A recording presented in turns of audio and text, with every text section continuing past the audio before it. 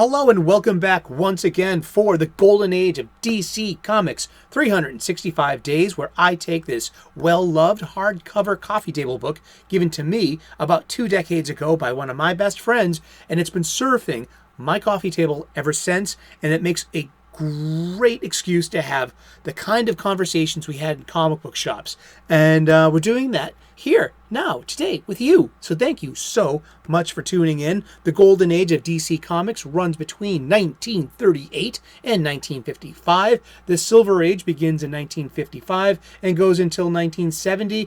1970 to 1985 is the Bronze Age. I'm a Bronze Age baby. And 1985 begins the Copper Age. I'm using this book for its intended purpose. We crack it open, and to today's date, we look at some comic book art, we read the blurb, and then we talk about comic books. And we're going to talk about comic books every day for the rest of the year. And this is an Abrhams 2004 publication.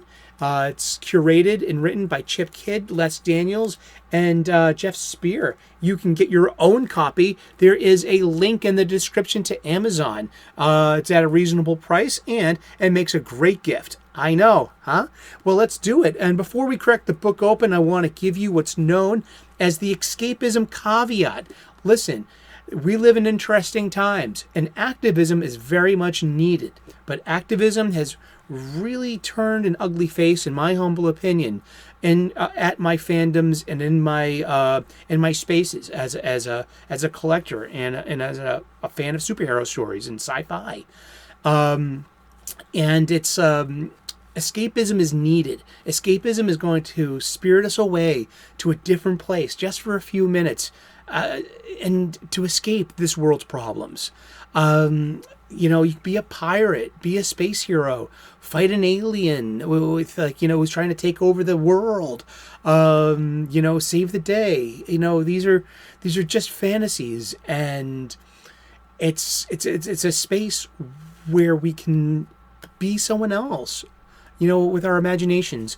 And the more we try to intersect reality into that and with activist messages, the more it's rooted into this world, because it literally is this world's problems. In fact, the thing we're seeking to escape with our fictions. That's why it's escapism. And I'm a big fan of keeping escapism, whether it's sports, art, music, or even comic books. Something as simple as this. I mean, activism, you have your place. You really do. In your space. And keep to it. Because, you know what? You're kind of ruining ours. And that's all I got to say about the escapism caveat. And thank you so much for tuning in today. Let's crack this book open. It is June the 28th. And we have some amazingly boring art. Wayne Boring, who draws one heck of a Superman. I love Wayne Boring Superman. And there's always something a little unsettling about using humans as chess pieces. Or, in this case, a Kryptonian and a fifth-dimensional imp. Not necessarily human, right? But let's get to the blurb, all right? It is pencils by Wayne Boring, inks by Stan K, from the cover of Action Comics number 112 from September of 1947. And I'm going to say his name is Mix, Mr. Mix, until we get to the pronunciation guide.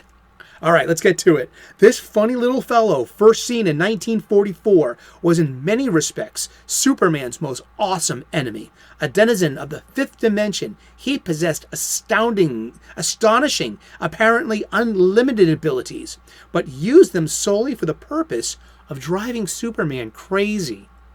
It was the only way to alleviate his boredom, he explained. This visitor from another realm was originally known as Mr. Mxyzptlk. 4 syllables. Remember that. But an editorial slip changed the name to Mr. Mxyzptlk, and that version stuck.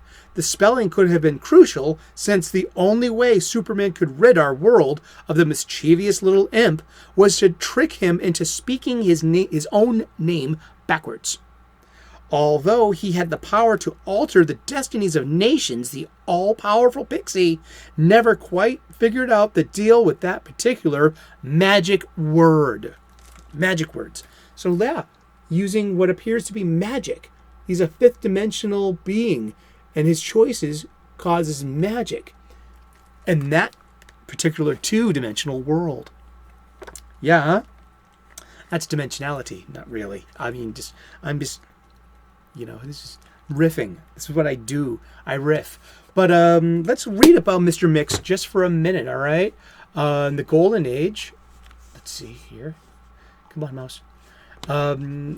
Everything we just said there about the fifth dimension, not bound by our physical laws. He can do things that seem to be magical. This is from the wiki. In his first appearance, Mr. Mix wreaks havoc across Metropolis by using his powers to pull all manner of pranks. And originally, Mix had the designs on conquering the planet himself, but soon settles for tormenting Superman whenever he gets the opportunity. His only weakness is that he cannot stand being ridiculed, and if he says or spells his name backwards, and it says it here, Kilpetzism, he is involuntarily sent back to his home dimension for a minimum of 90 days. And which is great, because he's got his own kryptonite. It's not it has the appearance of being all-powerful, but these Golden Age heroes had an intrinsic weakness. I think Batman would be his own mortality. Wonder Woman would be tied up with her own golden lasso. Superman's eventually became kryptonite, which derived from the radio show as the K element and got drafted up, into the comic. And green. The Silver Age Green Lantern had the color yellow. The Flash has donuts. I made that one up.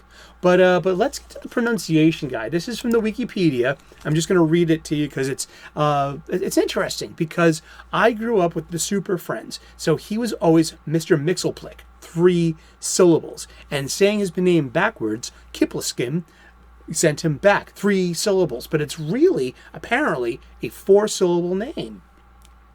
Yes, 4. 1, 2, 4. No, it's 5. No, it's 3. I know my Python. Due to the phonetic difficulties in pronouncing a name spelled without vowels, such as Mxyzptlk, it has been pronounced in various ways by various sources over the past 4 decades. On the 1967 Filmation CBS Superman animated series, it was pronounced as Mxyzptlk. Sources indicate it was the official DC Comics version of the time, furnished to the show's writers through DC comic editor E. Nelson Bridwell. During the 1980s on the Super Friends, produced by Hanna-Barbera, it was pronounced as Mxyzptlk. Mxyzptlk is actually a general translation, and other variations have included Mxyzptlk, Mxyzptlk, and Mxyzptlk. 5 syllables, huh? To further complicate matters, Mxyzptlk says himself in the 1990s animated series that his name is pronounced as saying the words Mxyzptlk, even transforming himself into the appropriate illustrations for the word. Clark had pronounced his name as Mxyzptlk before Mxyzptlk popped out of the comic and proceeded to correct him. And then it goes on into a little bit of a blah, blah, blah. But we get it, don't we?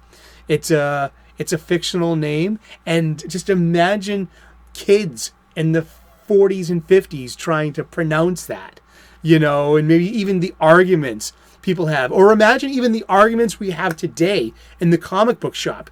This is one of those ripe conversation items for the conversation shop. How do you properly pronounce Mr. Mxyzptlk's name? Also, same goes for Ra's al Ghul, Ra's al Ghul, Ra's al Ghul. I'm a chef. We have an ingredient known as Ras al Hanut, which means head of the shelf, top of the shelf. Ra's al Ghul means the demon's head. You know what I mean? Or he's the head of the gangster, the League of Shadows. I think that is. If I'm wrong, correct me down below. But Ra's al Ghul, like kind of ROSS. That's how you spell. You pronounce it. But I've heard it called Resh Al Ghul, Ras Al Ghul, Raz Al Ghul. It's however you want to pronounce it, but these are the things that fuel our comic book shop conversations. And I'm so glad that you could be a part of this one. Thank you so much for tuning in. We've been talking about the golden age of DC Comics, 365 days. We're going to talk about comic books every day for the rest of the year. So tune in tomorrow, 3 p.m. U.S. Eastern, and we'll find out who we're talking about when we turn the page tomorrow. Please like and subscribe. Turn on those notifications. I would love to earn your subscription. Seriously, I'm a professional chef. Check out the playlist, What's Cooking. Apparently, my soups are pretty popular. I'm an ordained minister, an amateur theologian. Hashtag lighten up. It's about how a little spirituality can go a long way in your daily existence. Yeah, I'm an ordained minister, an amateur theologian. We get spiritual here and proud of it. So thank you so very much for tuning in. God bless. Namaste. Good luck. And we will see you in the funny pages tomorrow. All right. Thank you. Cheers. Bye-bye.